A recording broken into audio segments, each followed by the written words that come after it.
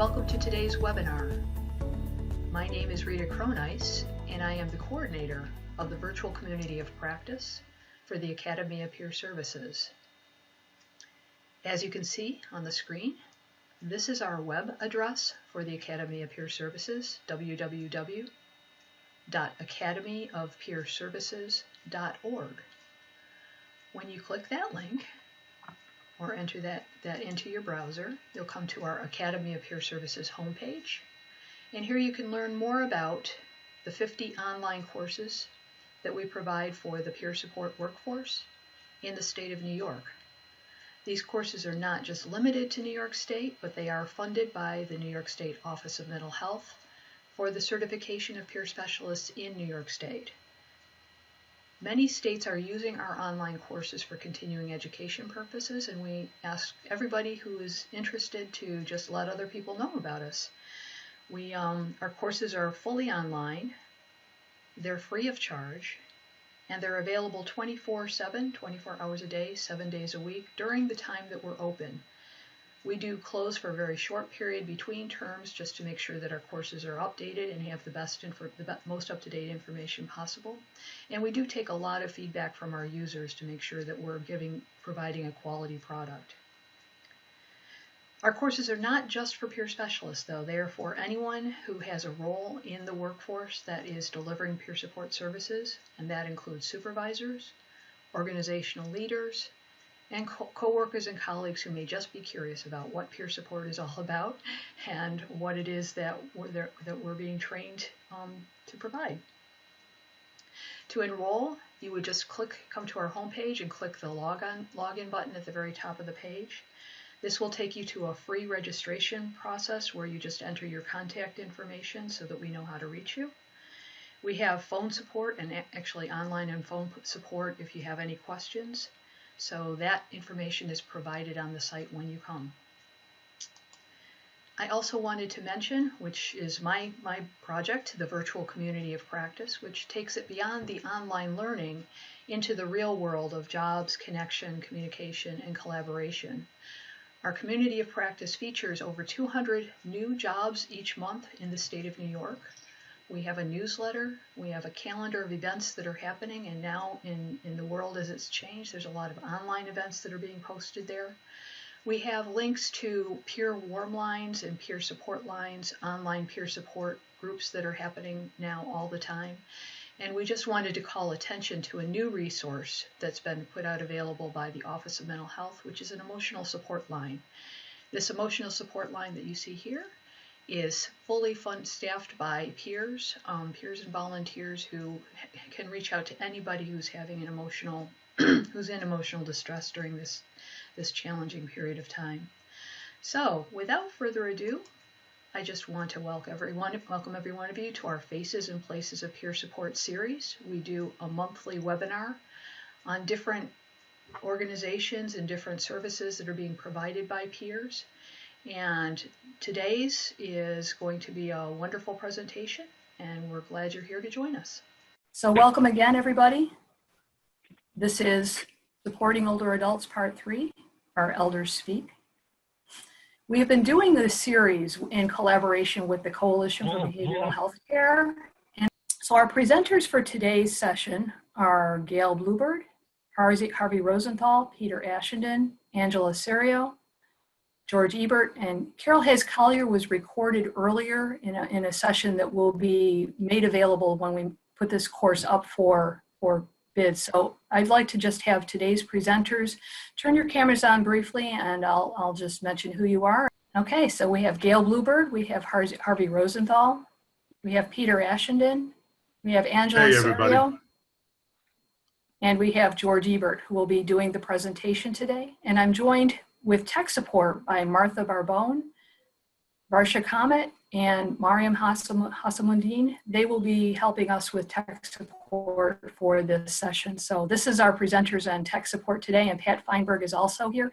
She was having some earlier technical difficulties, so she's going to be kind of going along for the ride. And with that, I would like to just begin with Gayle, if you could stay on camera. Oh my gosh, I'm not on camera. I thought I was on camera this whole time. Hello, everybody. I'm Rita Cronice, and I'm on camera now, and I just wanted to say welcome, everybody. It is my distinct pleasure to invite Gayle Bluebird to participate in what has been sort of a long-standing conversation that Gayle and I have had about not losing the history of our movement, and an opportunity to listen to what's going on, it's currently right now with the people who are kind of aging out in our movement. Gayle has been an amazing patron of the arts, and she came to the Academy of Peer Services with a fully complete curriculum on transforming lives through the arts and how peer supporters can help with that.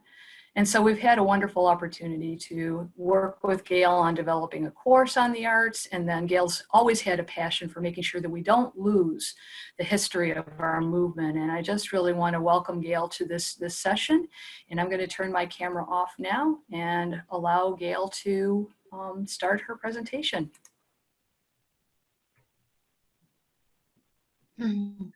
Hi, everyone, and thank you, Rita and the Academy, for giving me this opportunity, giving our presenters this opportunity. I think this is going to be an interesting panel. All of the people speaking, with the exception of me, are from New York.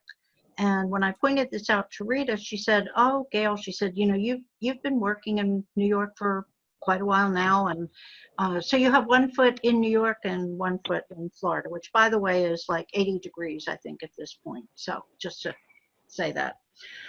And I think the other important, I think Rita touched on this, but my concern in terms of honoring our elders, honoring our history, I like to call our early leaders fighters for social justice, because I think that's part of what we've been doing, what we have been, and that's who we are.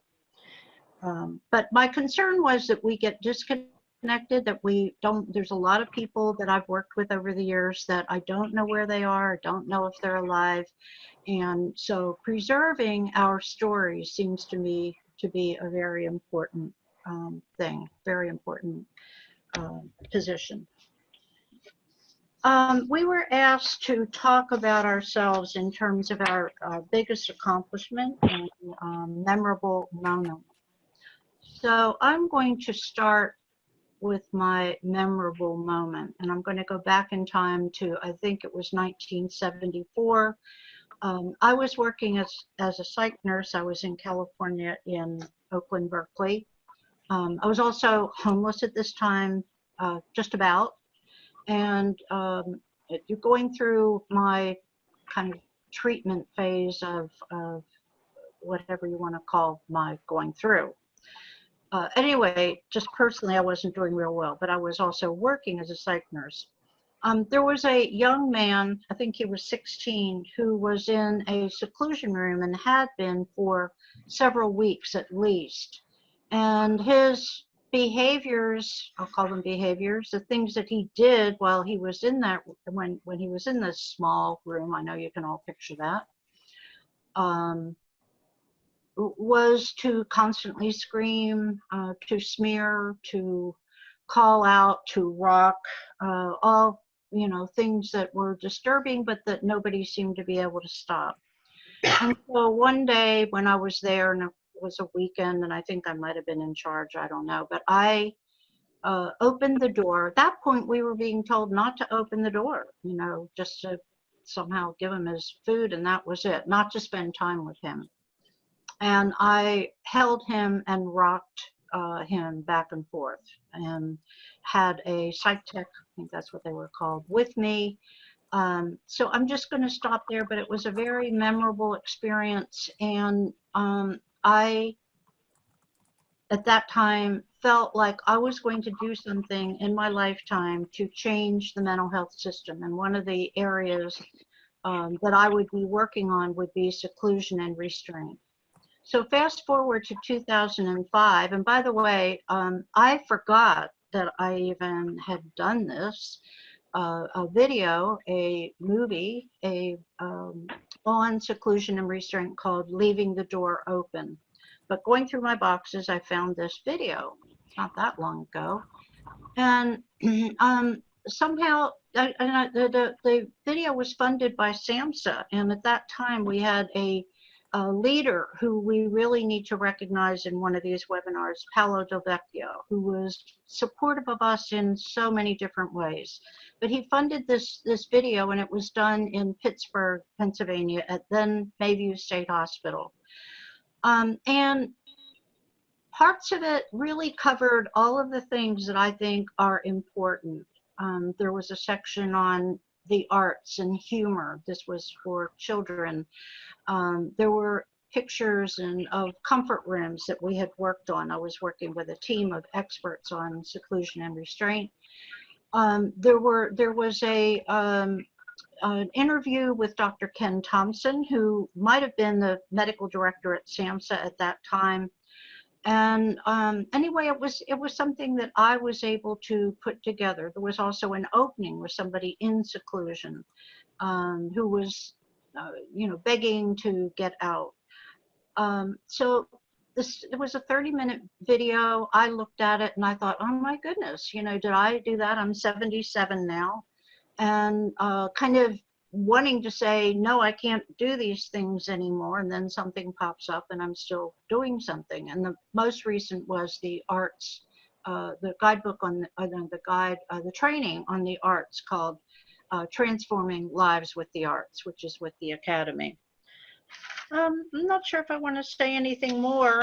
I guess, oh, then a couple other people were in the video whose names are worth mentioning. And some of you, I think some of you on the panel know, Jackie McKinney was interviewed, J. Rock Johnson, and also Sharon Wise was part of this, who's in Washington, D.C. and has made a name for herself.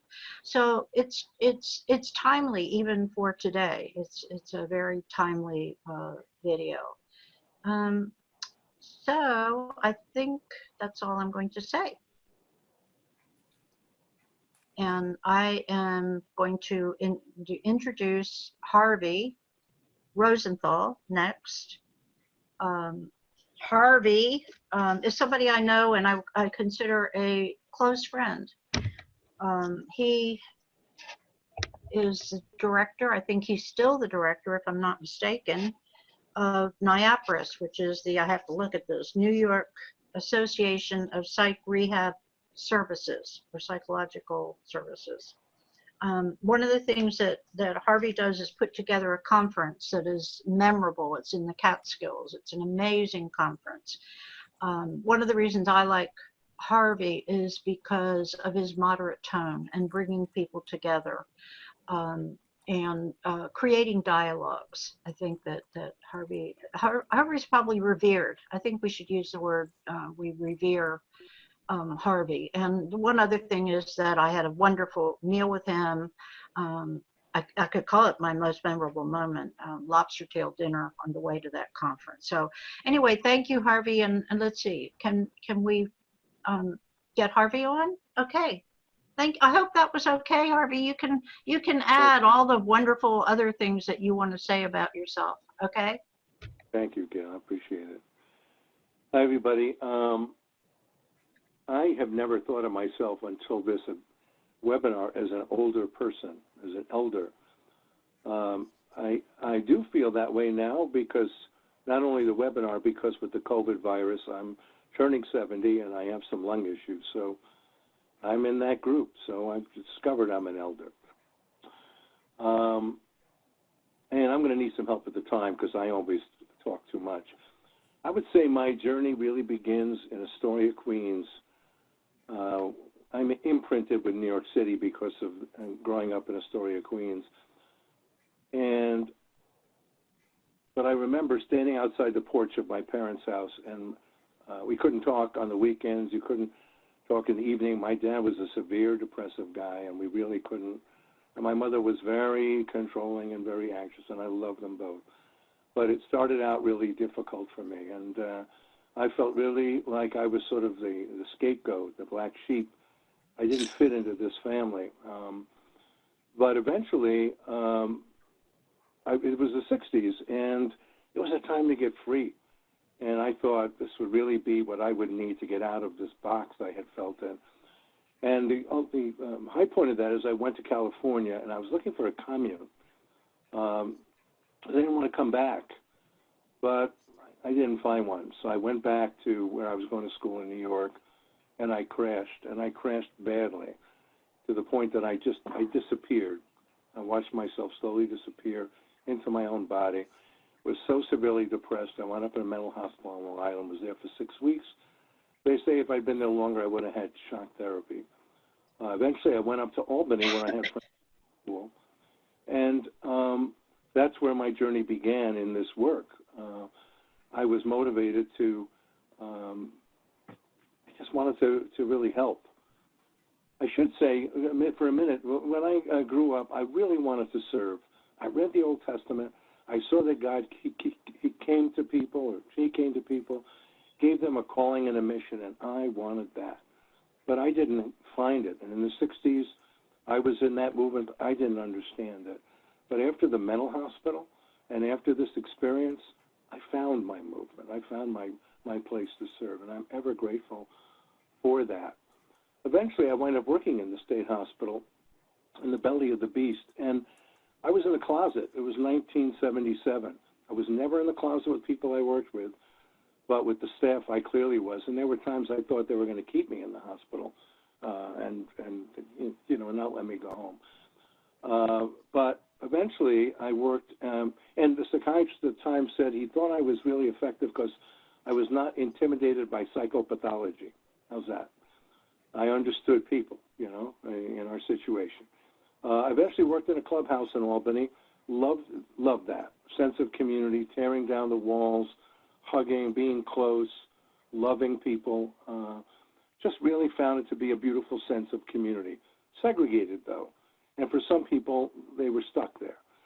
And so I was involved in the New York Association of what was the psychosocial clubs. And that's where I began to realize when I looked out my window at Potpourri when I was starting to become an advocate, how absolutely screwed our community was, how powerless it felt, how we were, as I got to know more about it, meetings were being held across town. The wrong people were at the meetings deciding what happened to us. And I vowed I would try to get to that table. And that's been one of my real, dreams to do that.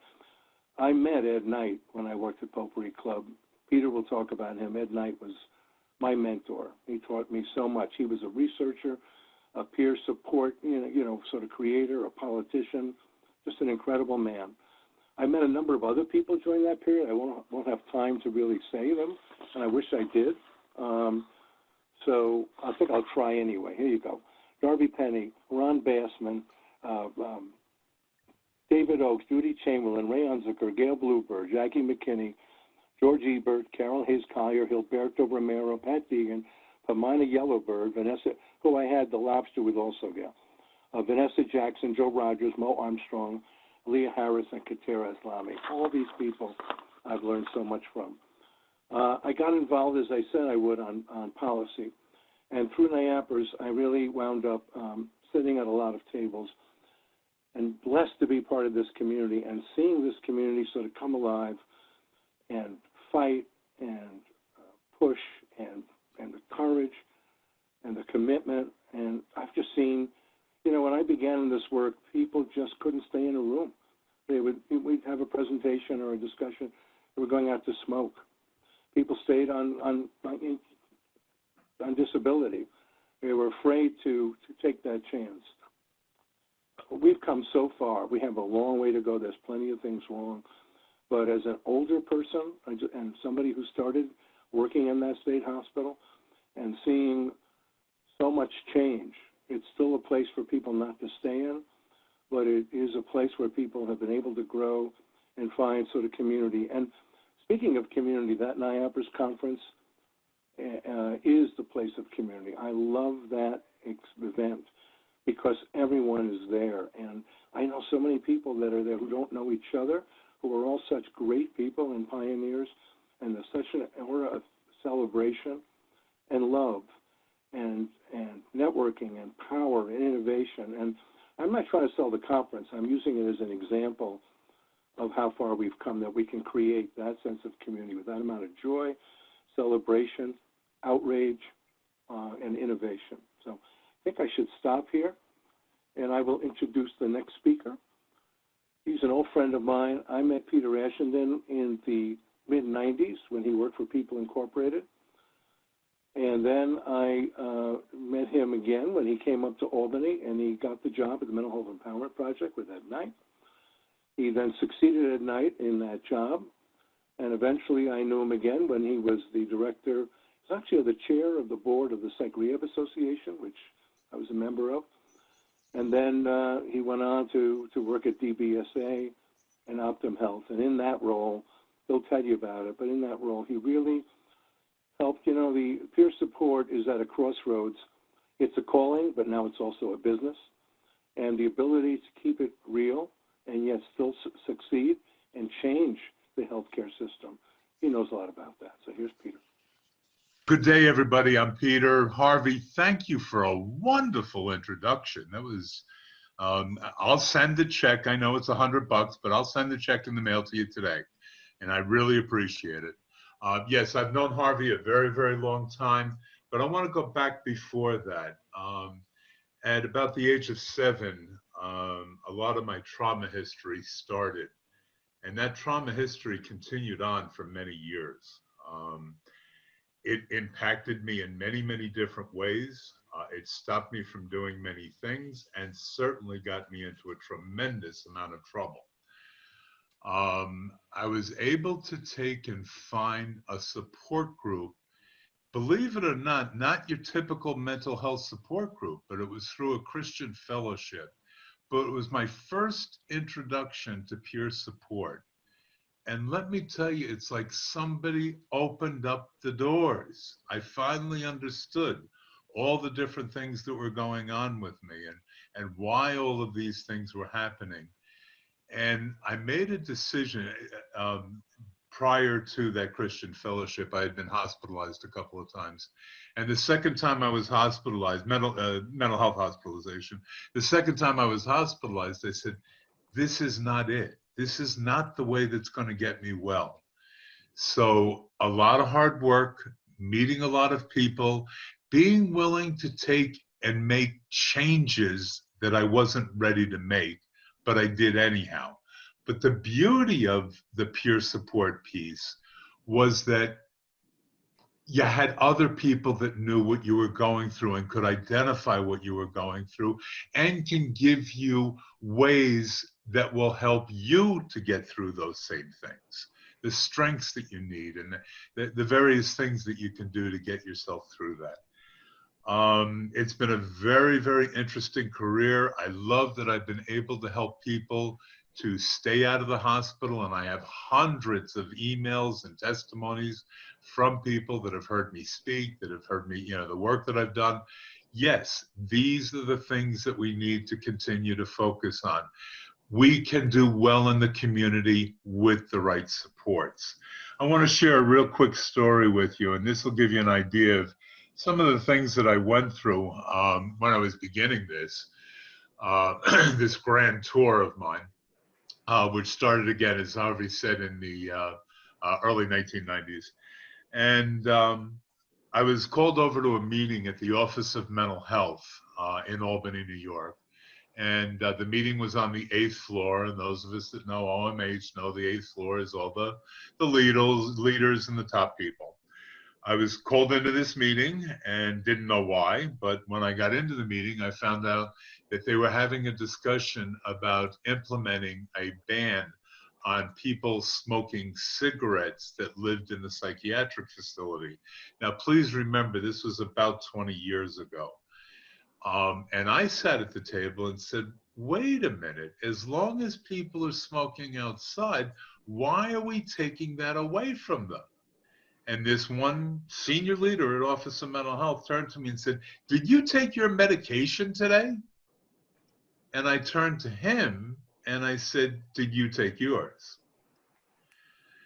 The meeting quickly ended. There was no resolution to that meeting, but I can assure you, within an hour, I was on the telephone with Roger Stone, Jim Stone, James Stone, I think it was James, whatever, Commissioner Stone, and told him what had transpired. And he assured me that that would never happen again. And I did receive an apology from the individual that said it. And by the way, they didn't block the smoking. People could still smoke outside. So it's important for us to have our voice heard, even though we think we don't have a voice. We do. We have a voice. Many, many people have been mentioned here and talked about how things have changed as a result of that. So how am I doing on time, Rita? You've actually still got about 3 minutes, so. All right. Now I got to find something else to talk about.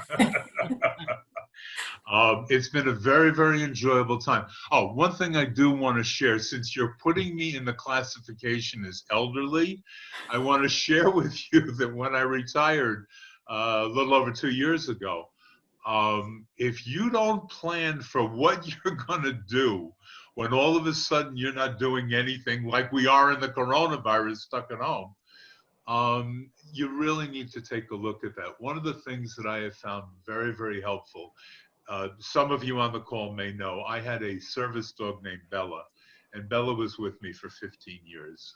This past September, the end of September, Bella passed away. Very, very difficult time. She was my service dog. She assisted me in dealing with diabetes. She assisted me emotionally. She played a very, very important role. What I've done now that I've retired, is I got connected with a group of people that were having a hard time with the loss of their pets. And in that group, there's been a few people that have surfaced that have had service dogs that have passed away. And what we do is once a week, twice a week, whatever is needed, we get on the phone and we talk to each other and talk about various things that are going on with us. So since I'm now in the classification of elderly, thank you very much, Rita Cronice.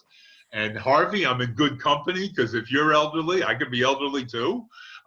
So I want to thank you all for being willing to participate, and beg you, please, please, please make your voices heard. You're not going to think you're being heard, but believe me, you are. And people will listen and they will do something about it, because we have to treat people the correct way. Thank you, Rita. I think I'm punched out, Rita. Very powerful. As I'm used to with you, you're a very passionate man. Thank you for all your contributions. Next person I'm going to introduce is Angela Cerio. Angela, you can come on if you want to. You're right below me in my screen. I met Angela Cerio way back in the beginning when I started at Potpourri, and I was through Ed Knight, began to know the movement. The movement for me was in a number of key places. It was in Boston. It was in California. It was in Syracuse with George Ebert, and it was in New York City with folks like Angela Cerio. There was a whole group of people and I learned a lot from them. And being a New York City boy, I just thought it was a kick-ass place that really, really meant to be and was a strong advocacy center. Angela, I mentioned earlier about I wanted to sit at the table, but I also wanted to bring people, help the people find their voice too, marching and talking to the media and whatever. And Angela understood that inside outside, because I've seen her marching, and I remember when she sat at the table in New York City as part of the Federation. So, Angela, it's all yours.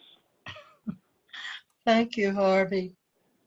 I'm really honored to be on this panel with these people that I've loved and respected all these years. Rita had asked us to talk about what our biggest accomplishment was and why. And for me, my biggest accomplishment was getting over the diagnosis of paranoid schizophrenia. I was diagnosed in 1976, and my husband at the time was told that he should leave me because I was going to be spending the rest of my life on the back ward of a state institution. Well, my biggest accomplishment was to prove them wrong. I didn't come across the consumer movement until 1988, when I found out about the state community support system. Andrea Blanche, I believe, was in charge of it at the time, and our commissioner was Richard Searles, who was so progressive. I can't say enough good things about him. I found out that there was this national conference called Alternatives, and I went out to Salt Lake City, Utah on an OMH scholarship to attend Alternatives. And that was the first time I met anyone who had the same thoughts that I did about being diagnosed.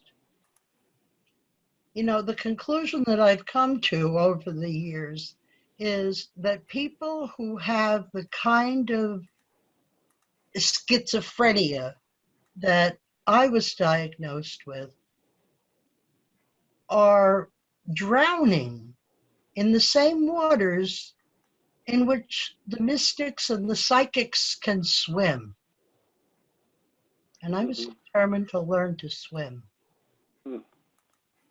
When I got back from Alternatives, I belonged to a clubhouse. I was one of the first members, one of the founding members of the Skylight Center Clubhouse here on Staten Island.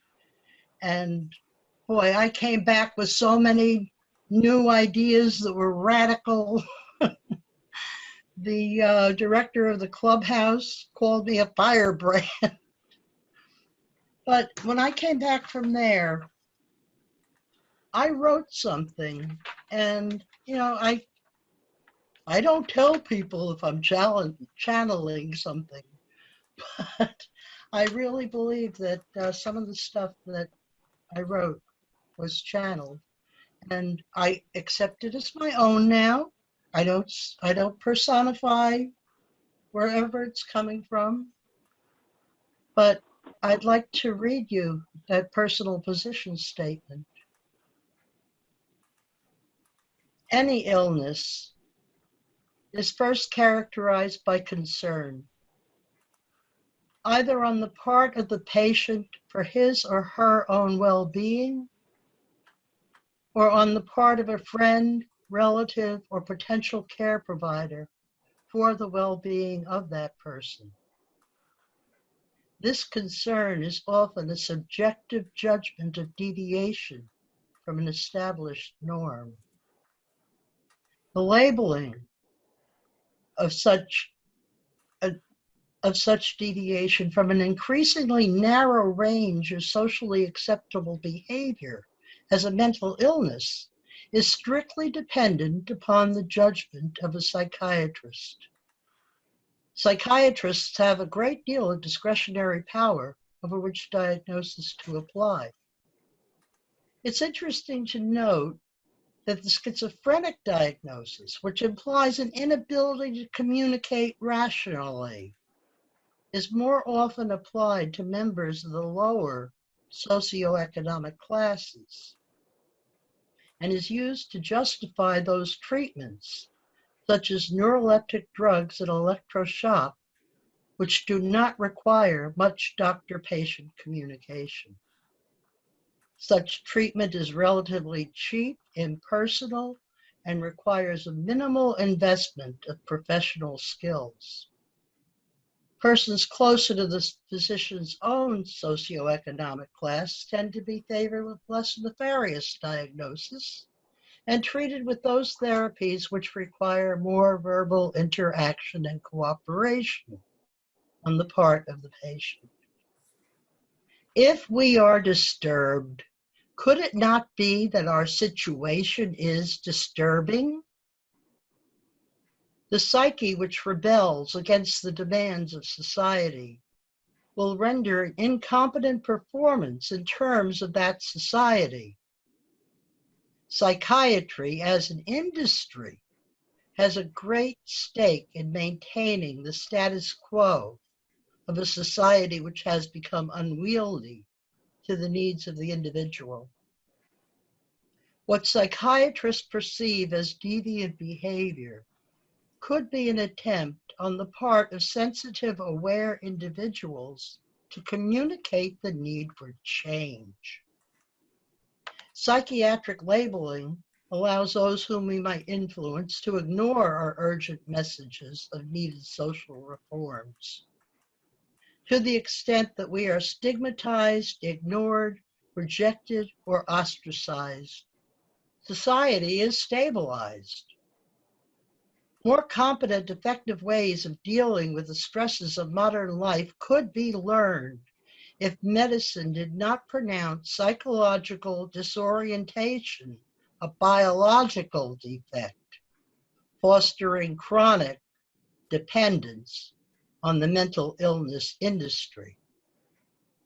I believe we can make our voice heard. Psychotropic drugs and electroshock therapies do indeed quiet the social atmosphere at the cost of silencing that voice of alarm made up of those who may well be the most sensitive and foresighted of our species.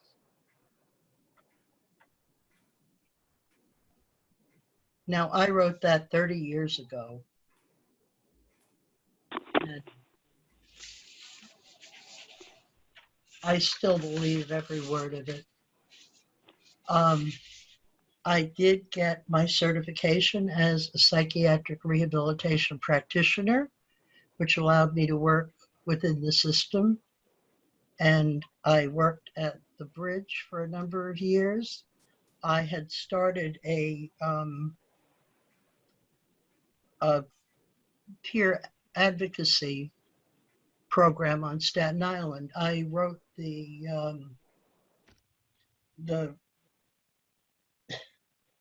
proposal for some of the reinvestment funds. This was around 1992. And, you know, with all this staying in, being able to go through all my old stuff, I'm pulling out a lot of things that I have from back then. And to me, this is what peer advocacy is about. If the system is not working for you, advocate for change. And what we offered was friendship, information, acceptance, advocacy, strength, and hope. And it's very hard nowadays to work within the system and hold to those values, because the contracts that are put out for peer programs are very restricting. They're making us into little professionals. It's not the way it used to be. We were free to be friends with the other people that we met. I learned so much from Harvey and George Ebert and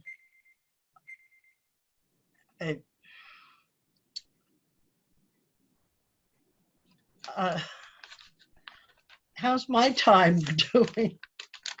You've got 1 minute, so go ahead, Angela. Go ahead and wrap up. Okay.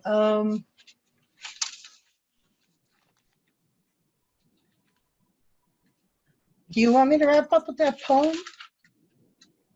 Sure. This is something else that I wrote shortly after my diagnosis. Oh, you know, what I forgot to tell you was that I really learned how the system worked thanks to one of the advocates that I met at one of the alternatives conferences, John Basham of Kentucky. And he worked for the Kentucky Protection and Advocacy.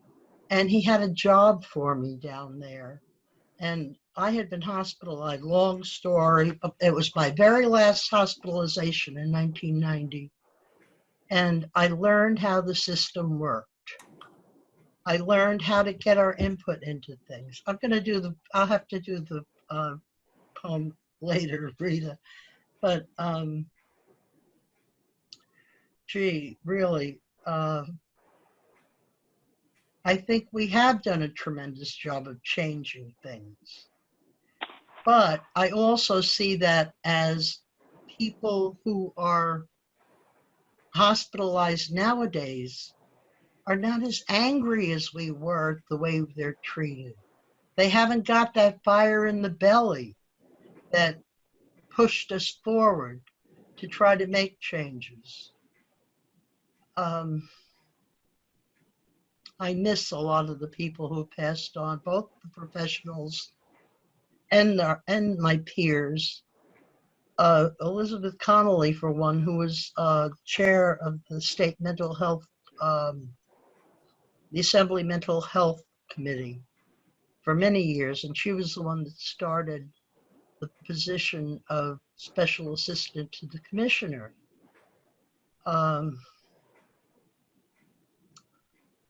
And I'm still struggling because I still have a lot of things going on in my head that would not go on in most people's heads. So shall I pass it back to you, Harvey? Sure you can. Angela, that's really powerful. I've never heard those words before, and 30 years ago. Just really a high point so far for this event, to hear you speak that way. So powerful. Thank you for doing that. Then and now. So our final speaker, before we get into the second portion of the program and maybe some chat, is George Ebert. And George Ebert is a historical figure. Way back in the earliest days of the movement, when there was a real, talk about the outrage that Angela just talked about, a refusal of ejection of the medical system, of the treatment, hospital, the system itself. Never giving in on any of that. Very much of peer support. And I know, and against forced treatment. And George was a real inspiration to me to keep fighting against forced treatment. I remember he came to one of our lobby days, and he had this big poster, saying "No force," and buttons, which I still have. I also know that George was the one that would email me anytime he thought I said something wrong, used the wrong language, or had the wrong position. But in person, he was always very kind and friendly. So, George, I really appreciate you, and I'm waiting to hear what you have to say. Thank you, Harvey. I appreciate all you've done. I'm not prepared to say much. I'm like way low energy. Recovering from a bunch of physical stuff. I've been pretty much in self-imposed isolation since last August. I dealt with sciatica, neuropathy, aneurysm, and I'm just recuperating now. I'm not getting my thoughts together as well as I would like to. It was suggested we mention an accomplishment, and I think one accomplishment that I made with the Alliance was negotiating with the State Psychiatric Center, Hutchings in Syracuse, so that people who were incarcerated there would have access to independent external advocates, and we were successful in doing that after a year of negotiation, and that later became part of the Office of Mental Health PC 1500, where any peer of such organization that approached a state institution. The institution was required to work with that organization so the people in the institution would have access to the independent external advocates. That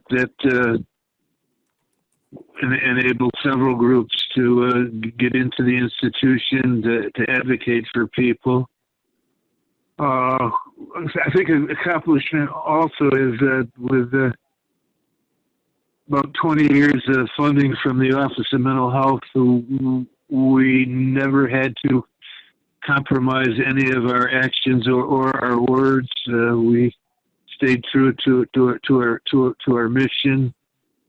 At one point, we were averaging 700 calls a month on our 800 line that was nationwide for information, advocacy, support, and referral on mental patient issues. We reached a lot of people with that.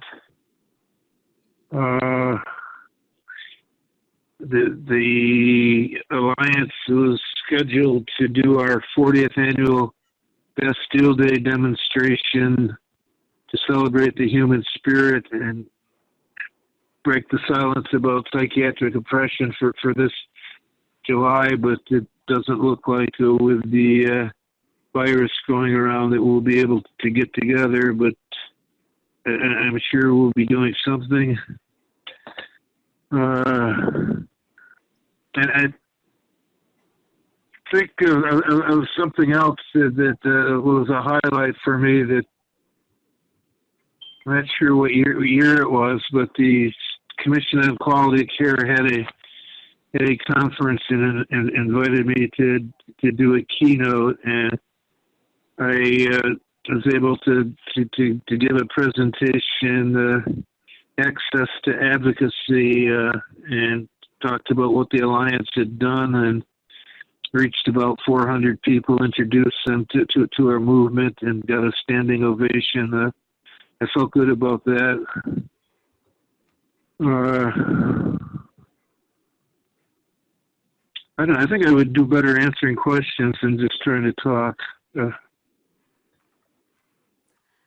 George, how about, if you could, like Harvey did, flash bulbs, just the things that flash to mind of the memories that you have going through the years that were really important to you. Like the Psychiatric Research Conference, George?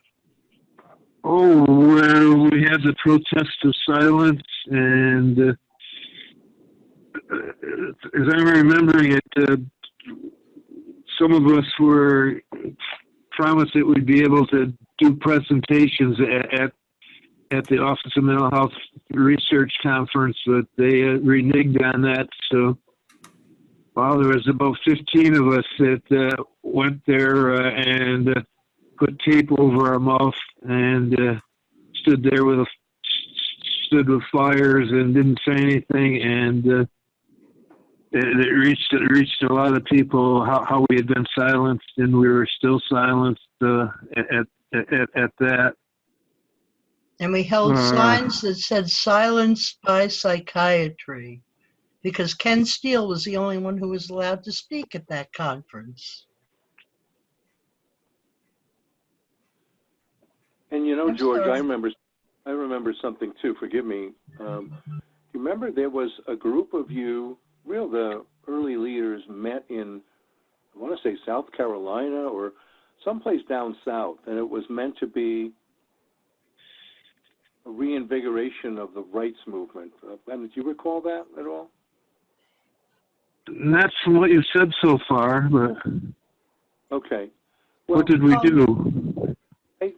I forget what it was. It was really meant to be, Darby was there. You had all the people, Jay Mahler, Leonard Roy Frank, all of you met somewhere. But the Highlander Statement of Concern and Call to Action, March 25th, 2000. That is it. All right. That was it. All right. George was there, Celia Brown, George and Marianne, Cookie Gant. right? Sally Zinman, David Oakes, Ted Shablinski, Laurie Ahern, Judy Chamberlain, Ron Bassman. So that was a real all-star team of It really movement leaders. was. Right, and then some people got after that got to meet with their Vice President Gore, maybe, or would that be the? I don't All know, I right, wasn't part of the 30. People are Say again? saying they lost the video, but Rita, you're gonna put the video back on a bit later. Now, George is only on the phone, so that's why there is no video. That's Got it. everybody else has video, but George didn't. Thank you. I see it now.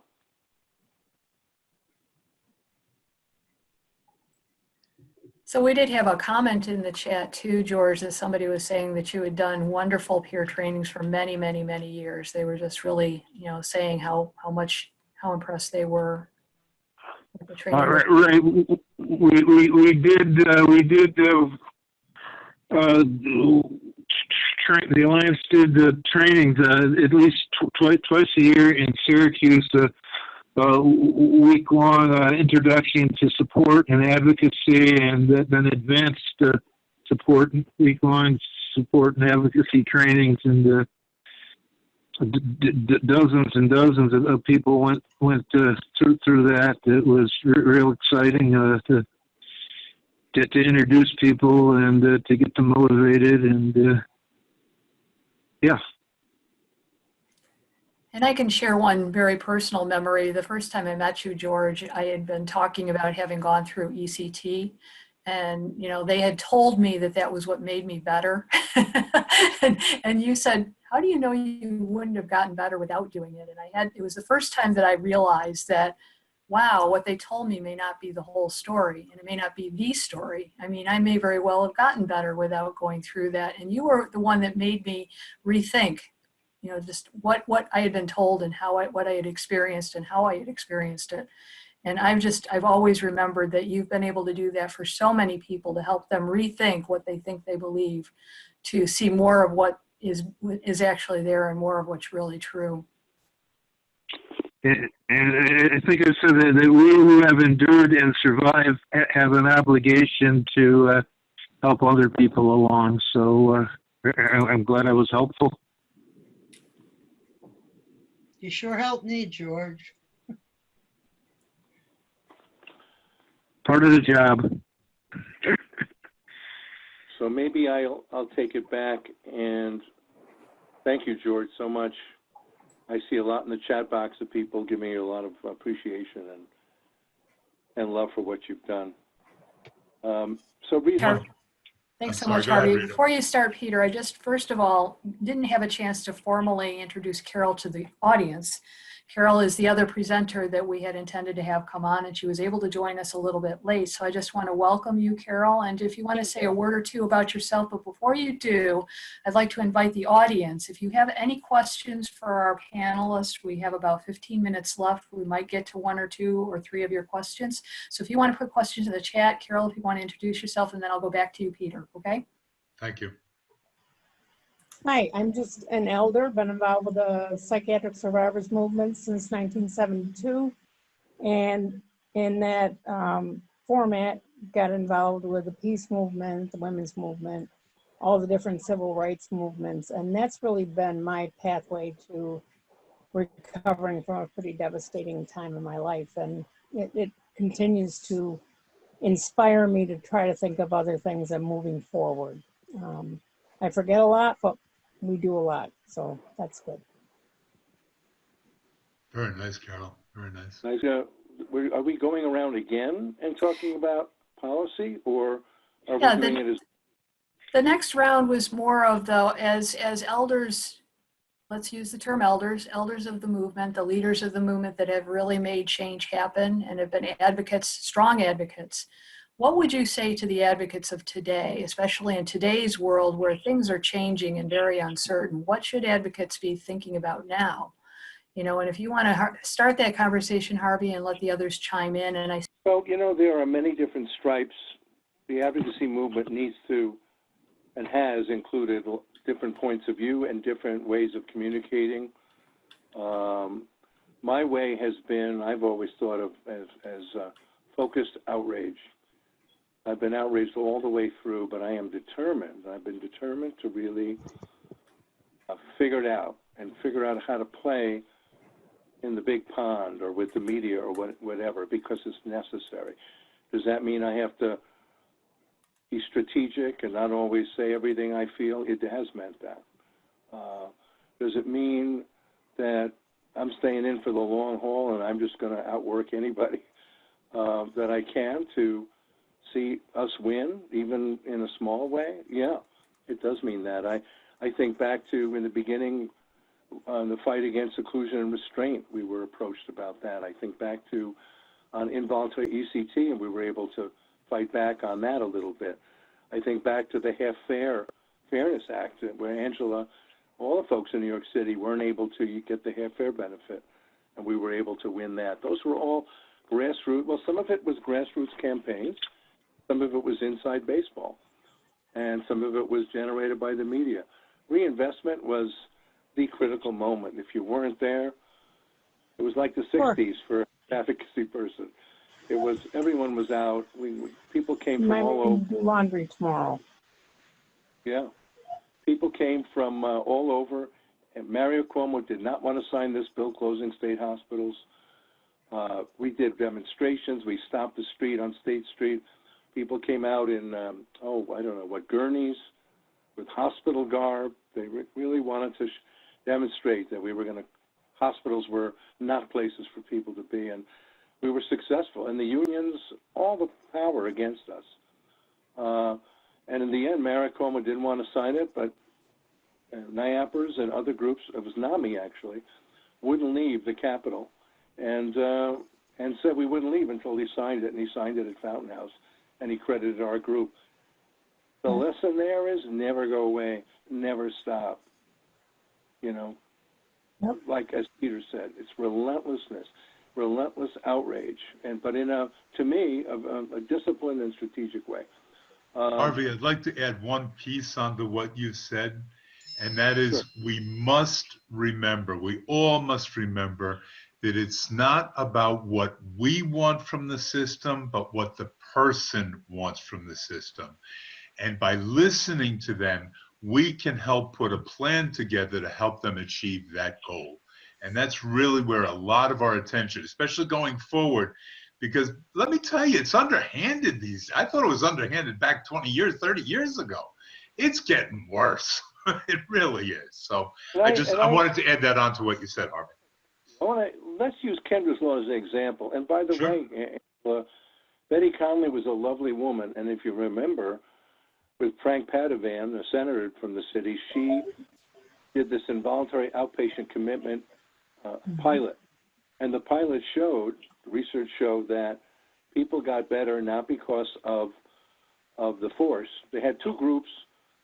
One group got force and got better services. That's right. Didn't matter. They said the matter. Nonetheless, Kendra Webdale and the tragedy thereof, Elliot Spitzer, groups like that.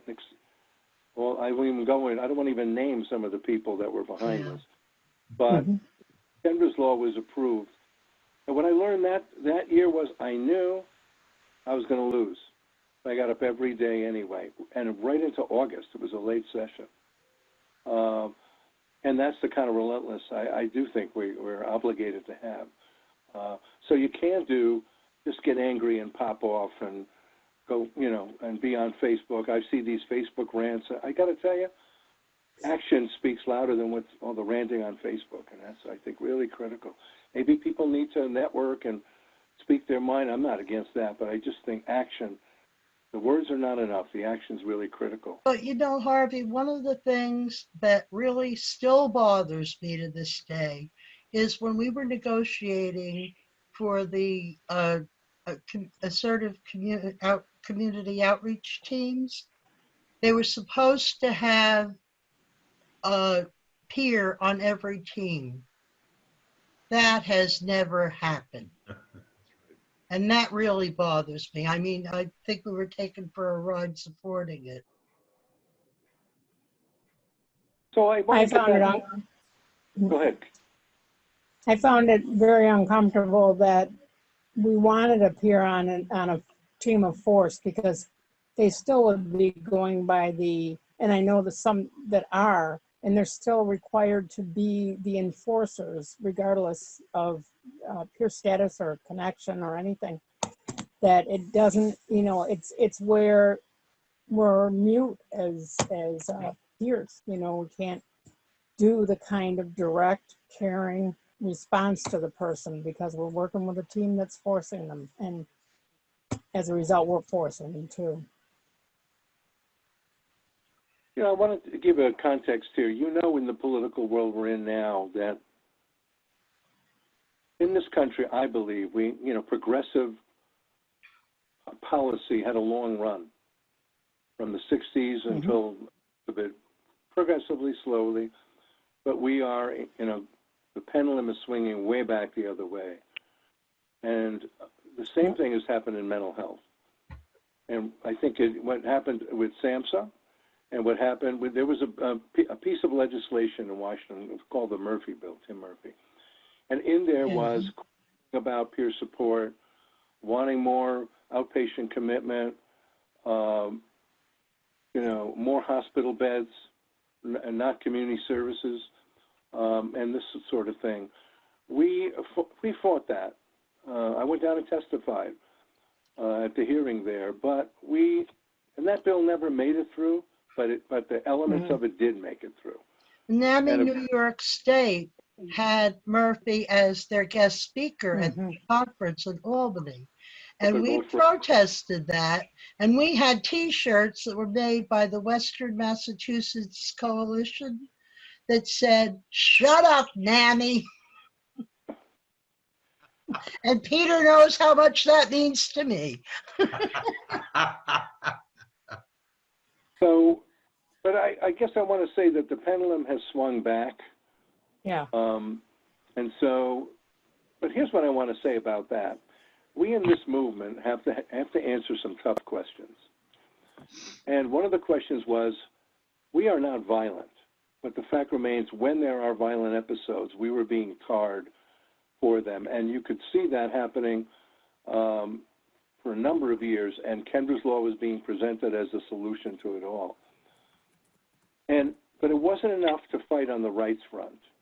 For me, the battle was around, the issue was raised, if somebody is having a difficult time, call them whenever you want, struggles, symptoms, what have you. People have a difficult time. And whether you want to call it mental illness or not, it really doesn't matter to me. People do struggle, and it's not just because of the external world, I believe. I don't. I have issues that have nothing to do with the external world. And so I've lost my train here a little bit, but yes. So the question we didn't answer, I remember going to alternatives and said, Murphy is coming, and they're going to really push up against everything we've believed in. But the one question we have, shut up, NAMI, the one question we didn't answer. That was an answer to a chat. The question we couldn't seem to want to answer in the part is, what do you do when somebody is truly struggling and no one knows what to do, and no help has been the right help? Very often the case, the help is poor, but the person is struggling, and we didn't always have answers to that, and people were at risk to come to harm and very rarely cause harm. But we talked about open dialogue, crisis respite, important things, but we didn't answer enough of it. And that gave the other side a way to say, these people are airy-fairy. They're not answering the question. It's not so much about rights. It's about safety. It's about people that are in trouble. And so I think sometimes we have to figure out what the right question is to answer. And the question then was, what do you offer people who are struggling? Shouldn't be forced treatment, but what do you offer? And in those You know days, what, Harvey, I think we're going to be facing this a lot more now with a COVID situation out there, because you're hearing it every night in the news that they're saying people are like coming down with mental illness. The whole medical model is back out there to say people aren't handling it well. People are, tragically depressed, upset, concerned, and in fear of their lives. And we don't have answers. But what we can do is always maintain the questions so that it's not just give them a drug, give them a treatment, put them in the mental health system. I mean, that's a way that they can refill the mental health system for any empty beds. But, we've got to be clear about what is the person asking for and how can we respond as human beings. But I think it goes back to what Peter said, too. People are traumatized. After Absolutely. 9/11, I was traumatized, and now I'm going to be traumatized about can't get close to people, can't cough, can't touch, can't hug. This is going to be on for a while. And yeah, people have real needs. They're going to be, we can say they're all going to be diagnosed and maybe medicated, but we can also say we're having a shared sort of trauma, and we're experts in trauma recovery. We don't judge. We don't always medicate. We support each other. But we recognize, I haven't been out of the house for like 3 weeks, except once, It's no joyride for me. It's difficult. But the point I wanted to make is we have to sometimes answer the right question. And the other question that's come up, and Peter knows this and others do too, and one of you brought it up, Angela, is that peer support used to be ahead of its time, and it's everywhere now. We have won that battle. It's everywhere. Everyone wants it, good or bad reasons they want it. Do they know what it is? Not usually. Do they know how to keep it pure? No. Do they know how to supervise? I know Martha did a great workshop down at INAPS about this. Did they, do we know how to supervise people? Do we make sure the goal of peer support isn't to get people to the doctor? Right, Peter? That whole thing about the HEDIS measures? So we can have a transformative role. We are the answer to a lot of people that manage care, or the state is concerned about people that keep going back to hospital, jails, prisons, suicide. We have answers there, but the challenge for us now is how do we function in, I've been saying, we took this job as a calling, but it's not, we woke up in the healthcare industry. We're in the healthcare industry to some degree, and how do we navigate to keep it real, keep it pure, and make sure as much as possible we're not lost in that? I'll just give you my quick answer to that is this is a business of outcomes. And if you can succeed with people and help keep them out of hospital and help them thrive, sometimes they don't care how you do it. They just want to save the money, right, Pete? So there's an opportunity to do that, but some of it has to do with the contract and how peers contract with plans, and Peter, you know a lot about that too. Make it as green as possible. There is some ways. There are examples where people have done it, but if we don't figure out how do you keep it green in a business environment, then everyone else is going to do peer support, whether it's true peer support or not. And the people that really do it, because they haven't reconciled the business side, won't make it. We've got to do something about that. I'll stop there and give room for others. Harvey, Yeah, I'm thanks going so to much. Nice to have you, Carole. Nice to be here. I'm sorry I was so. No, Don't worry about it. You do the best you can. What I was going to say before, real quickly, I'd like to throw out a program that I did a lot of work with Lisa Najovitz, and it was a tremendous amount of work convincing her that peers can do a wonderful job with Seeking Safety. Seeking Safety is a support program that helps people to understand their trauma issues. Now, the one caveat that I put on this, and Lisa and I have argued this over and over again, I ask you, if you're going to go to Seeking Safety, make sure the facilitator is peer-led. Okay, I think that's a very important aspect in terms of us moving ahead and not getting caught up in the system that wants to lock us up, over-medicate us, push us away, and all that other stuff that's been going on for 30 years that I know of. So thank you, Harvey, for that point. No, thank you. So I guess we'll look at the chat box. Is somebody working it, or do you want me to look at it? Or I'm looking at it right now. Sorry, Harvey. So how can the movement make room for those of us who do not identify as psychiatric survivors or activists necessarily, but who very much respect and appreciate all you've done? Some of us have different identities, but still want to be supportive. I just want to say one thing about that. We created the Peer Bridger program, and we were interviewing for people, and people would say to me, don't hire them, they're not a peer. And you know what I decided? You're a peer if you think you're a peer. It's not up to other people to judge and decide if you're a peer. So Liz, I see your question there, and whether you're, to me, whatever we're on is a continuum. We're all part of it. We're human, we struggle. And the idea of separating out, this one is not a peer, this one is a peer, I don't go there. I mean, I think that there's room for all of us there. Some people would call non-peers allies. The language doesn't matter to me. We're all in the same army here trying to change and provide, choice and rights and dignity to people. So I care less about whether you're in a hospital or not, or whether you're angry about being locked up or any of that. I care if you're for rights and choice and employment and a full life. And if you're for that, that works for me. That's just me. Harvey, I see a discrimination within our ranks. I mean, I have a label of paranoid schizophrenia, a bunch of other psychotic labels over the years, and I am looked down upon and have been hurt by people who say, oh, whoa, they must have misdiagnosed you. I'm only depressed. Only depressed, jeez. Believe me, I have learned what only depressed means, what depressed means during this lockdown. So I don't know exactly what my point was, but I really feel that there's a discrimination within.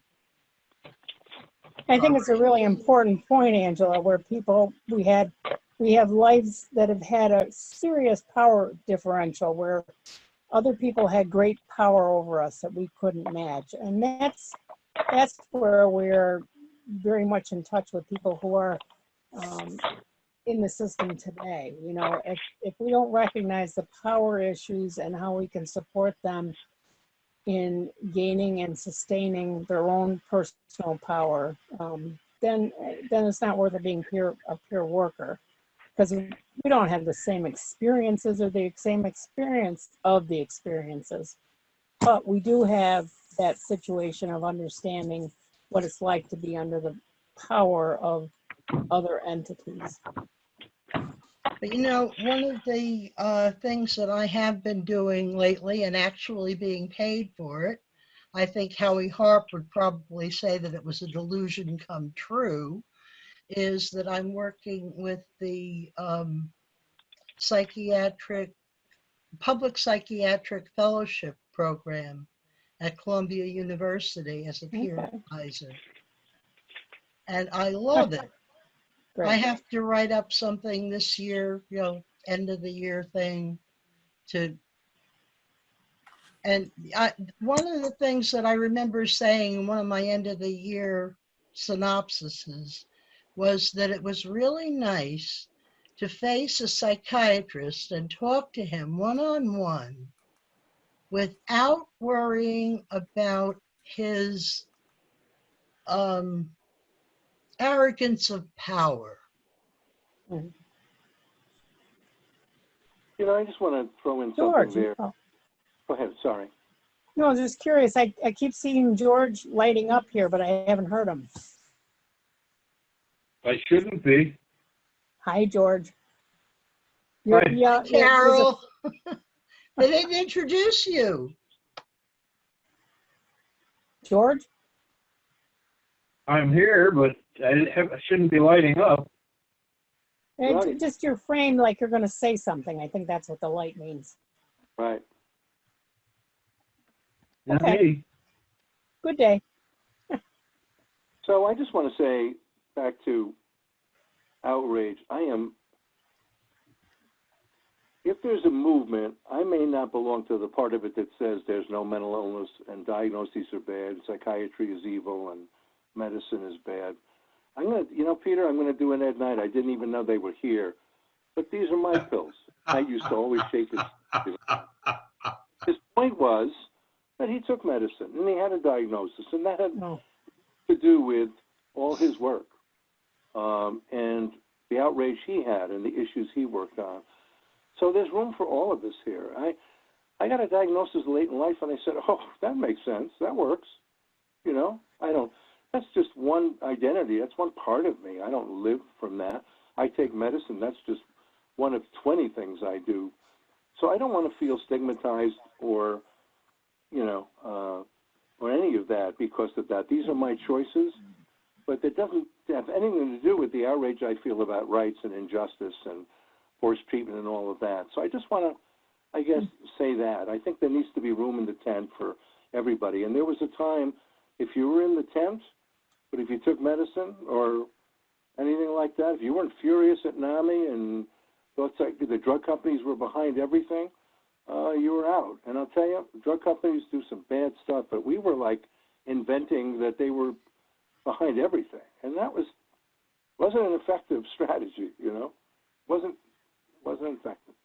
But the drugs did stop them from delving more into other methods like peer support.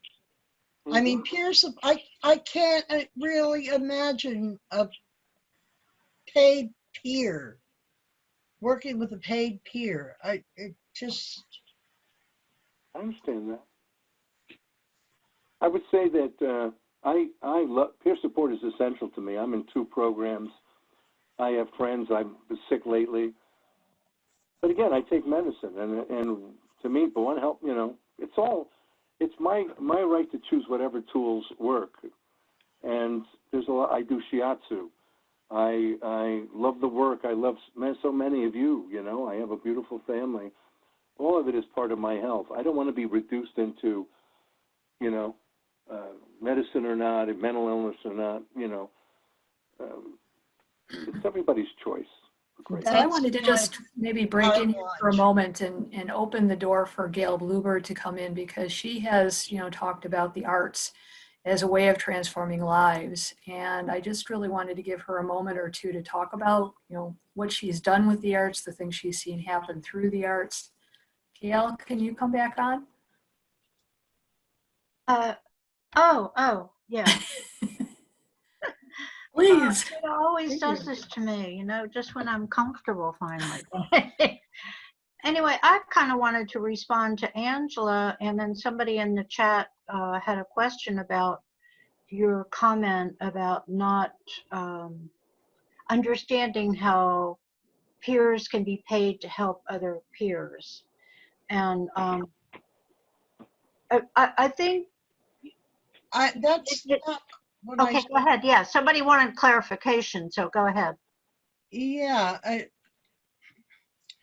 I ran a peer advocacy program where peers were paid to, but right now it's like if you're working for an agency, you have levels of service that you have to fulfill. There are certain things that qualify something for Medicaid payment. And, those are not necessarily the things that are helpful. Can I just respond a little bit? Because you and I go back and talk about Howie the Harp, and he wrote what I think was a brilliant article that went into Reaching Across about what peer support was. And of course it was pure. And then we had years of drop-in centers where people, set these programs up and they did them with their Social Security payments. And it was amazing. What I think happens, and it's happened to the whole movement, going back from the 70s and the 80s, I will say we were welcomed at the table at SAMHSA at some point, and I really think that was amazing. We were included in decision making. We had people big people in big places that were supporting what we were doing. But I think, I have problems thinking about some of the things that I did and others did. We worked in inpatient settings and we're very, very good at that. And now a lot of that would be, it wouldn't be as open, it wouldn't be as fluid, it wouldn't be as possible for a peer to do peer support the way we think of peer support. But I do want to say that I think there's still a place for peers working in inpatient, and I wanted to say that to Harvey, and that also I believe that there's a place and time where some people have to be in an inpatient setting, and that we can't discuss that forever. What Rita wanted me to say was something about the arts, and one thing I think about the arts is it's not controversial. Yay! Nobody ever argues with me about the arts and whether or not they're okay, whether or not you can do it, and blah blah blah blah blah. Even psychiatric settings love you, so that's a good place for me. I need to be loved with whatever I do. And then the thing about I was talking about the sort of insights or moments, and so it was a moment in my history for somebody to say, Gayle, would you write a guidebook on the arts for peers? It's like, what? It's like, oh my gosh, I don't want to do it. I can't write any. Harvey, I can't think straight half the time, which is why I don't want to do these webinars. I can't put things together. But who else was going to do it? Who else was going to do it? That was a first. That was Paolo funding that. But this is transforming lives with the arts. And what I'm going to say this. I think I said it before. What I love about what the Academy is doing and the possibility is the possibility of longevity, of this being carried on. Whatever peers are going to be in the future, I think this will be part of what they can look at. So I congratulate all of us and thank everybody for all the comments. That comes from me. We can all. So thank you, Gayle, and everyone. We're winding down here in our last few minutes, and I'm going to hone in on one comment in the chat from Adam Black, who said, we don't have this type of reflective discussion in large groups often enough. We need to have more of these. And I'm all over that. I think we do need to have that more often, and whatever role we can play in helping that to happen, we're happy to do that. And thank you, Harvey, especially for coming in sort of last minute and being such a big part of this. And Angela, we've had our go-rounds for quite a while now, and especially, and Peter, gosh, I've known you like forever, and God, I know Carole even longer than that. So this has been an amazing opportunity for me to reconnect with all of you. But most of all, I want to thank Gayle Bluebird, because Gayle, this has been sort of one of your dreams for a really long time, and I've wanted to support you in this for a really long time. What I would love to see is others pick up the ball and run with this idea of having having discussions with the elders, having these kinds of open discussions. It doesn't have to be us. It can be anybody. The technology is there to get groups together and do this. So I just really, truly want to encourage others to also do this going forward. What I do. Can I say something? I just want to say what you're saying, Rita. Are we leaving? Oh, we're leaving. I'm sorry. Oh, yeah. Just that hopefully this is like one thing that we've done, and that there will be other opportunities for us to review people's histories. And I just think of Paolo Del Vecchio, because I've been trying to call him. Nobody has his number. Everybody I know that I would think has his number, nobody has it. So anyway, that's the reason this becomes passionate for me. you know, because some of these people I've worked with, you know, Angela, I remember some things that we did, you know, I love the personal moments. So, Oh, yes. Tyron Park, the medieval festival up there. Yes. yes. I want to say one Well, thing. thank you, Maybe I as have a, memories with all you guys. I mean, it's like you're my tribe. That's right. And that's a good way to end it. That we are a tribe. And it scares me to lose my tribe. That scares me. Well, and I do want to thank all of our sponsors and presenters today, and I especially want to thank the Coalition for Behavioral Health for the partnership that we've had in this whole series of 3 webinars, and I'm looking forward to more opportunities to work with them. For Harvey for being a part of this, and Epperson for supporting the Academy for all these years. You've been a very big part of what we've done there. I want to mention Baltic Street with Angela Mahep. With Peter. That's where Peter was the executive director of the Mental Health Empowerment Project for a while. And Carole with the Alliance, the Mental Patients Liberation Alliance, which was George and Carole combined at one point. And of course, Gayle Bluebird, that's kind of the blue sprout there in the center. I also wanted to mention that this is our Faces and Places of Peer Support series. This was the webinar series that we did, and we will follow up for those of you who were registered with a survey. Just how did we do? Let us know how we did, what we can do going forward to make these better, and we really appreciate everybody's time today. Thank you. Thank you, everybody. Thank you all. my friends. Take care, everybody. It's good Very seeing you. well.